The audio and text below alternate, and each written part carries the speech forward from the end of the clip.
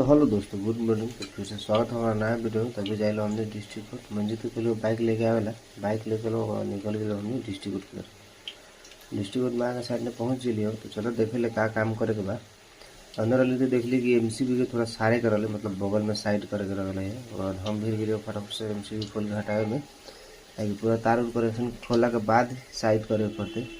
और हम भी गिरे फिर बीट उठ होकर तार उर ज्वाइंट करके लगलो एमसीबी सारे। और एमसीबी फाइनली सार उठ के ठोक ठाक के लगलो कनेक्शन करे। अब मंजित के पहले वो तो खाली हेल्प करो उसको काम, ओकरा मिस्त्री से ज़्यादा हेल्पर बनने में अच्छा लागेला। और फटाफट से हम एमसीबी कनेक्शन कर दिलियो, फाइनल कर दिलियो। और दिकरा कहले तंगा तू बीट ठोक, तंगा तो बीट ठोक रहे यही में ही आधा घंटा लगा दिलो। और फटाफट से हम फिर के ठोक दिलिए और निकल गए। और ठोक ठाक के यहाँ से निकल लो आरी थान। आज की वीडियो यहीं पे खत्म करो। वीडियो अच्छा लगता है तो लाइक करो, शेयर करो, कमेंट करो, सब्सक्राइब करो।